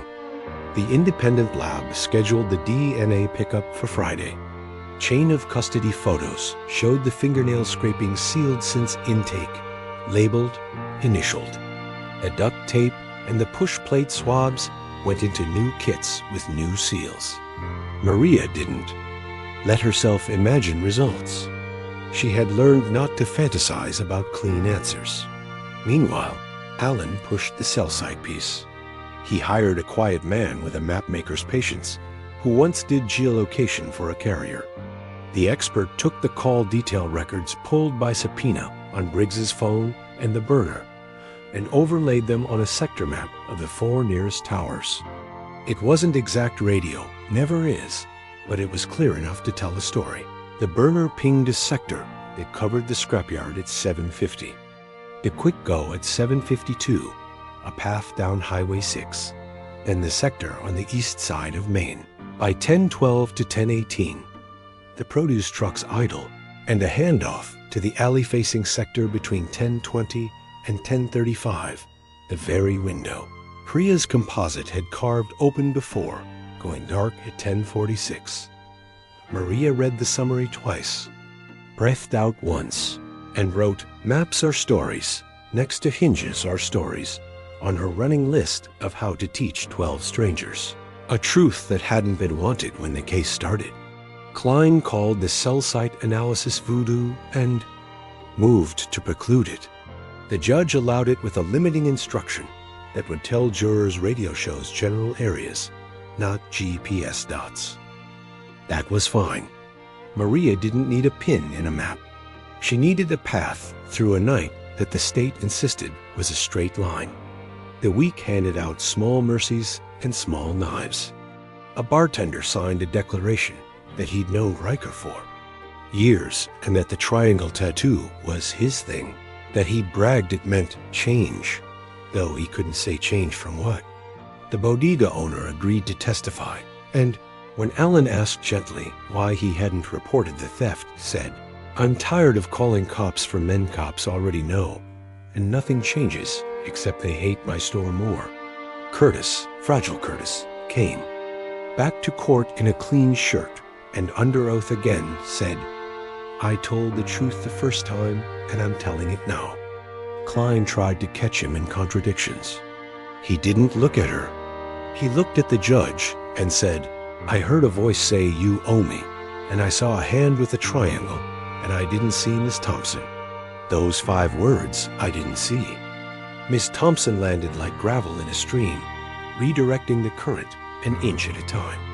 Then came the plea offer, delivered in a quiet conference room that smelled like copier toner and compromise. Klein spoke first, the set of her jaw no longer immaculate. "Ms. Thompson, the community has been through enough. If you plead to negligent homicide, I will recommend time served and probation. You can go home." Alan didn't look at Maria. He'd promised he wouldn't. Maria's mouth was dry. She pictured Emily's face, the students' notes, the index cards in her head, pinned with claim evidence/source. "No," she said softly. "I'm not guilty."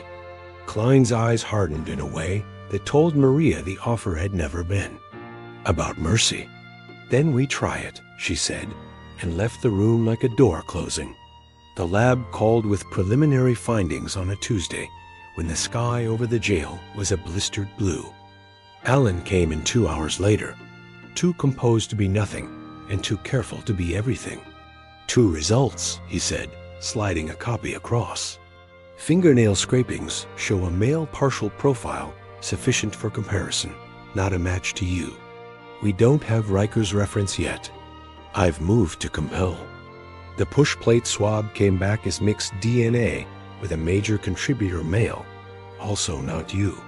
The duct tape is inconclusive to many handlers. Maria stared at the word not. A tiny chain link that, repeated enough, could fence out a lie. So, the state's clean story has dirt under the nails, she said, and Alan allowed himself a crooked smile. That's one way to teach it. Ava reported the lab results, the only way she could without violating the court's gag. Independent. Tests do not implicate Thompson. She paired it with a paragraph about the judge's order compelling Riker to provide a buccal swab. He stalled.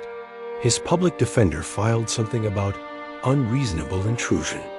The judge signed a narrower order. Riker showed up to the courthouse with a split lip and an attitude, and swabbed like he was spitting in the system's eye. Priya refined the model again, adding the cell sectors as translucent cones and the produced truck's GPS points as .C. Here is where radios say, and here is where a truck that can't lie about its own appetite for diesel says, and here is where a camera that can't keep time says something that looks different when you teach it how to count. Alan practiced the presentation with her in a windowless room, timing how long a juror could look at a diagram before the brain wanted a sentence. Emily came to the courthouse on a day when nothing in particular was scheduled, just to sit. She brought a book she didn't read and a resolve she didn't advertise. Maria saw her in the second row when deputies led her in and felt both stronger and dangerously human. Afterward, they spoke through glass, because rules are rules even when the world is watching. Emily said, "They offered you a deal?" Maria nodded. I said no. Emily pressed her palm to the divider. Then I say no to being scared of them. Maria pressed back, flesh against cold surface, and they stood like that for a minute. That belonged only to clock time and could not be footnoted in a motion or quoted in a story. Internal Affairs interviewed Pierce the same afternoon Rikers. Swab went to the lab. Word leaked the way word does in buildings where people share elevators. He'd been combative. He'd said the town needed closure. He'd said things cops say when they forget microphones are on. Alan didn't gloat. He filed a short, careful motion. If the state called Pierce, the defense intended to impeach with the EA interview, to show bias and motive to shape evidence. Klein filed a longer, louder opposition. The judge wrote a cautious order that felt to Maria like a window cracked 2 inches on a hot day. The next morning, the ledger ran a headline that made Maria breathe, and deep just to feel her ribs move. Judge allows defense to probe detectives' early focus. It wasn't vindication. It was permission to ask the right questions in front of the only people who mattered. At afternoon, the lab called again. Alan's phone buzzed on the counsel table. He stepped into the hall and came back looking like a man trying not to break into a run. He waited until the judge finished the docket and then asked for a sidebar to discuss scheduling. Later, in a room with 4 chairs and no windows, he set the paper down in front of Maria and let her read it herself. The male profile under Briggs's fingernails matched the buccal swab from Cole Riker to a statistical certainty that made the room tilt the way it had when the plea was offered. Only this time the tilt led toward daylight. The words were clinical and small and perfect, match consistent with probability greater than 1 in 2.8 billion in the Caucasian population. Maria's throat worked. She didn't cry because the body sometimes refuses to do obvious things when you need them. She just put one finger on the phrase, under the nails, and whispered, "He fought." Alan nodded. He fought, and you weren't there. Klein demanded an immediate continuance. She argued chain of custody, lab error, contamination. The judge set a quick hearing and looked at the state the way teachers look at kids who think. Excuses are arguments. Ava didn't publish the statistic no leaks that specific would survive the court's glare, but she wrote, independent testing identified biological material inconsistent with the defendant. The podcast with the gavel logo booked a forensic scientist to explain fingernail scrapings to a national audience. The talk radio show called the DA's line and got a no comment, and filled the silence with callers saying words Maria hadn't. Heard on air since October, innocent until proven guilty. When the guards led Maria back to her cell that night, the hallway sounded different. The clang of doors still clanged. The buzz of lights still buzzed. But under it, through it, was a quiet she could live inside of. The space that opens when a neat story snaps and a messy truth starts to breathe in public.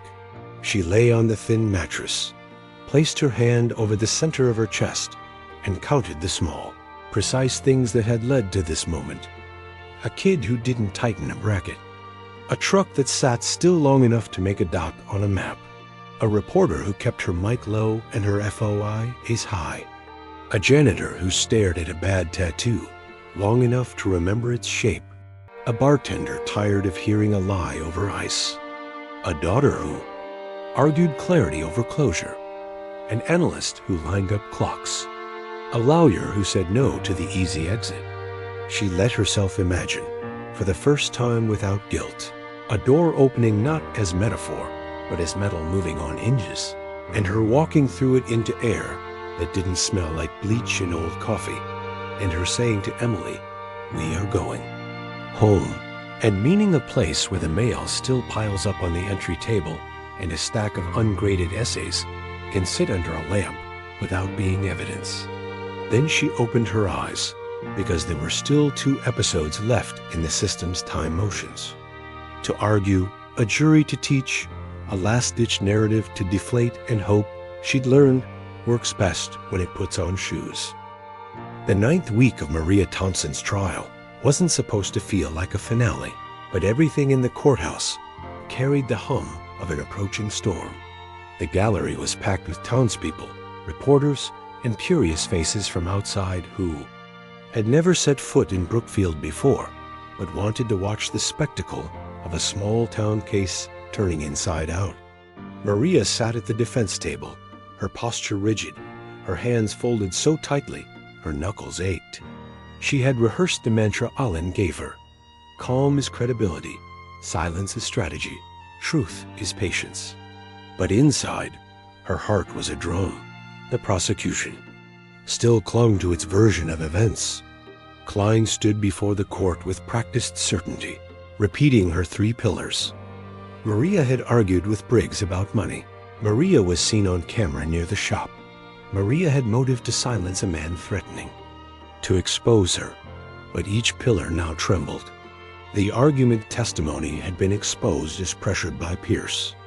The camera footage had been unraveled by Priya's composite, and the motive, so confidently framed, was beginning to look like projection rather than proof. Still, Klein pressed forward, her voice sharp, her body language commanding. "Ladies and gentlemen," she said, gesturing toward the jury box, even though trial proper hadn't yet begun. "Smoke is not innocence. Where there's smoke, there's fire." Alan waited, then rose. He spoke slowly, measured. "Where there's smoke, sometimes there's just smoke," he countered. "And sometimes smoke is what you see when someone sets a fire in the wrong place to distract you from where the real blaze is." He introduced the lab results clinical, cold, undeniable. The fingernail scrapings under Briggs's hands carried a male profile, not Maria's. The push plate on the back door carried a mixed profile with a major male contributor, not Maria's. And the buccal swab from Cole Riker matched the fingernail profile with a probability so high it might as well have been certainty. Alan didn't embellish. He let the paper speak. "Science," he said simply. "Not theories, not pressured memories. Science." The courtroom buzzed. Reporters scribbled furiously. Klein tried to object on chain of custody grounds, but Alan was ready. He produced the photos documenting every step of the evidence transfer. He showed the seals intact, the signatures, the timestamps. Priya testified to the integrity of the process. "The hash values don't lie," she said plainly. The judge allowed the results to remain in play. Maria sat, still as stone, while inside her chest, a surge of air threatened to choke her. She wanted to scream. It wasn't me. It was him. But she bit down hard and remembered Alan's words. The story must unfold in front of the jury, not from your lips. Curtis was called again, his third time in the chair.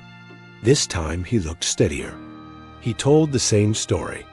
He heard voices near the back, one saying, "You owe me." He saw a camo jacket. He glimpsed a hand with a triangle tattoo. Klein hammered him with questions.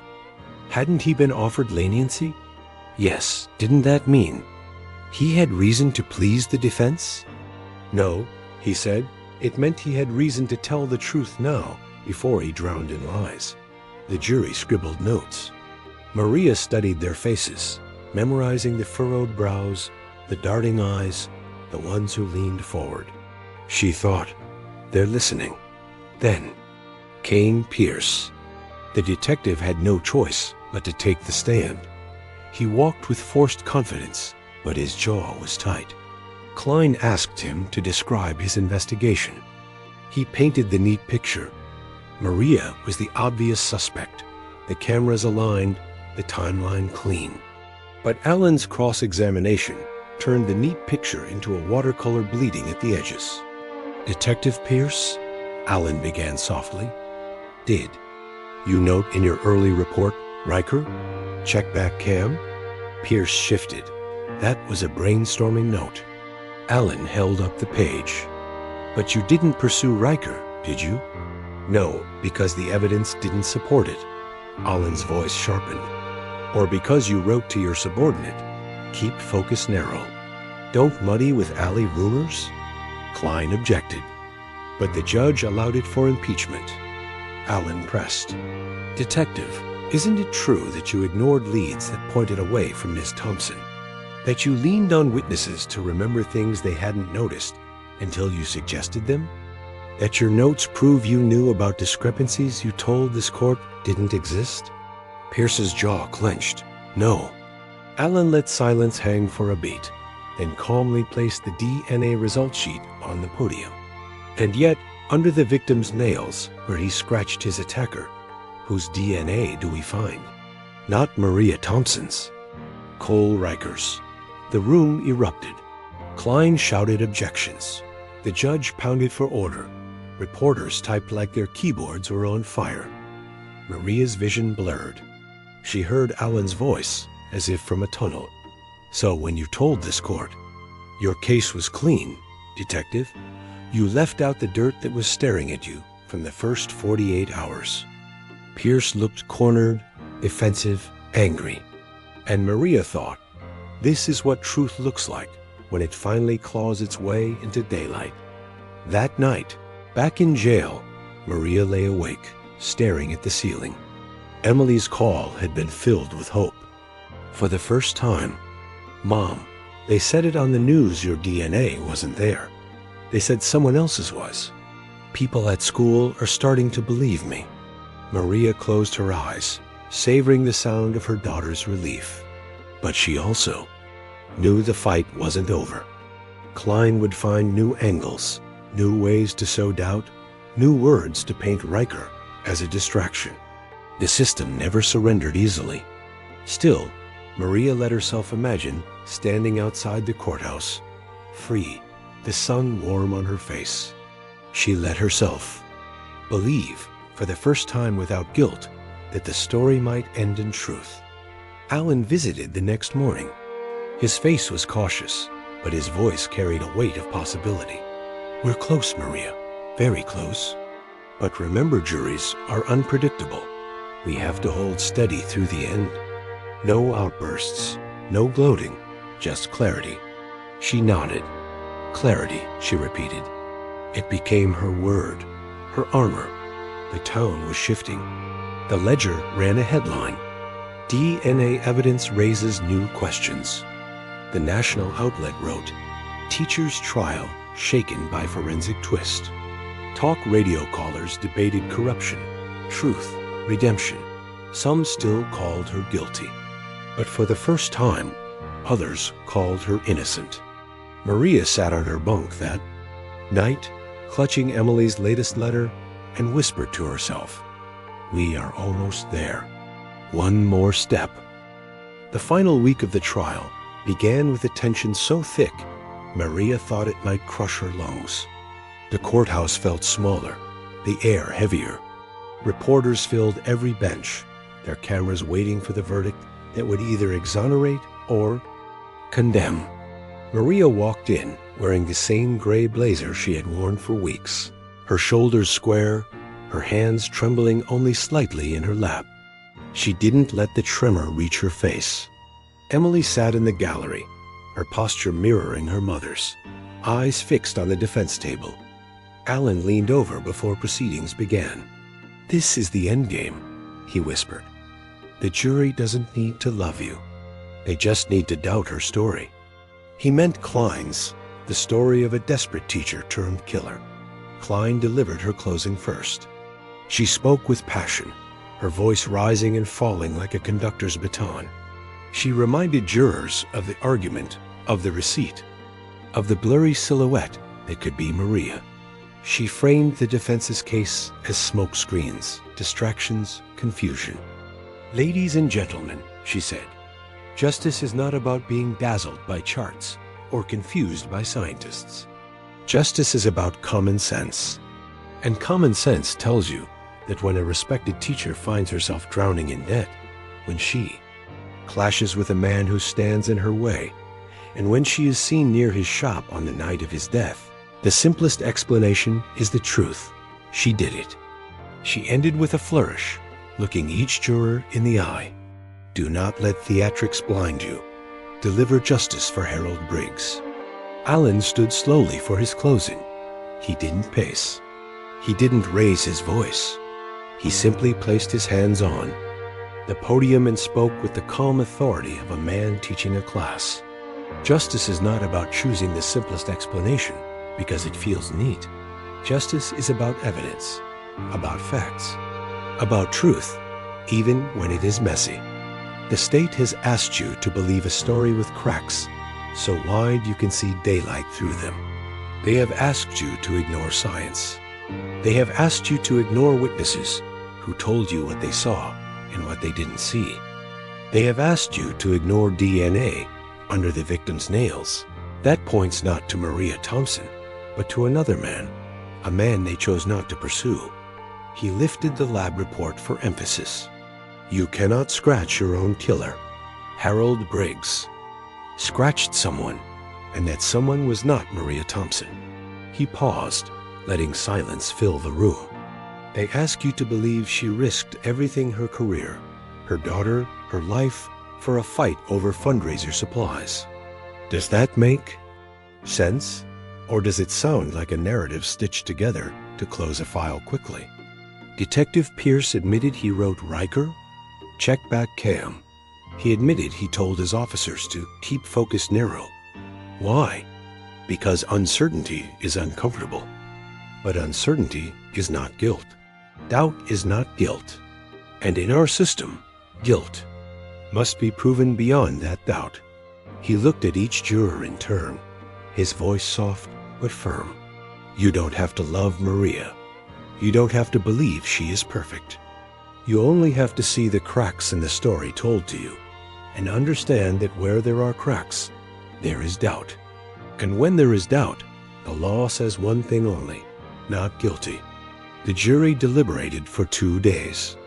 Maria spent those 48 hours in a fog, pacing the narrow confines of her cell, reciting prayers, replaying Alan's words, rereading Emily's letters.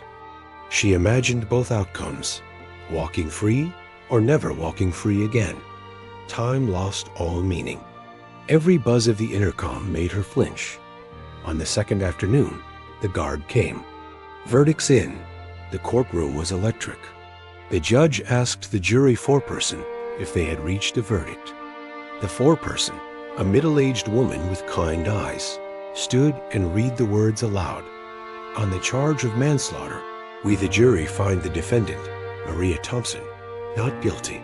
The room erupted. Reporters shouted. Emily sobbed, clutching the railing. Maria sat frozen, unable to process the sound of freedom, until Alan squeezed her hand and whispered, "It's over. You're free." Tears burned her eyes, but she forced herself to stand steady as the judge dismissed the case. Klein sat rigid, her lips pressed tight, refusing to look at her. Pierce was nowhere to be seen. The bailiff removed Maria's shackles. One last time, and the weight of the cuffs sliding away felt like waking from a nightmare. She turned toward the gallery, saw Emily rushing forward, and for the first time in months felt her daughter's arms around her. Flesh to flesh, no glass, no rules, just mother and child, clinging as if the world might rip them apart again if they let go. Outside, the courthouse steps became a stage. Reporters thrust microphones forward, asking how it felt, what she wanted to say, what justice meant to her. Now, Maria took a deep breath, Emily's hand in hers. "Justice means not giving up," she said simply. "It means telling the truth even when no one wants to hear it. It means fighting for your name, your family, your students, your life. I didn't do this." And today, the truth finally mattered. She didn't stay long. The cameras wanted more, but she turned and walked away, the afternoon sun on her face, each step a small miracle. That night, Maria sat at her kitchen table, the one still covered in unopened mail, textbooks, and a half-finished essay grading sheet she hadn't touched since the day of her arrest. Emily made tea. The house smelled of lavender and paper. Maria picked up a red pen, wrote a single note on the top essay, then set it down. She didn't need to rush back into routine. She just needed to breathe, to reclaim her space. And somewhere in that silence, she thought of everyone who had carried her here. Alan with his relentless patience, Priya with her charts and models, Ava with her fearless reporting, Curtis with his fragile honesty, Emily with her unyielding faith. She thought of the jurors who had listened. She thought of Briggs, a flawed man who hadn't deserved to die. And she thought of Riker, whose name was now whispered in another kind of tone, and who would soon face a courtroom of his own. Maria looked at Emily, at the girl who had endured humiliation and cruelty, but never abandoned her mother. "We're home," Maria whispered. "We're really home." And if you followed this story until now, ask yourself, how often do we accept the neat story instead of the messy truth? How often do we trust the badge over the evidence? Maria's fight is one story, but there are thousands like hers. Some end in freedom, some don't. That's why stories like this matter, because truth only survives if we share it, if we question, if we refuse to stay silent. So if this story moved you, if Maria's struggle for justice meant something to you, take a moment to share your thoughts. Leave a comment, click like, subscribe for more stories where truth claws its way out of the dark. Because in a world full of noise, your voice helps keep the light on.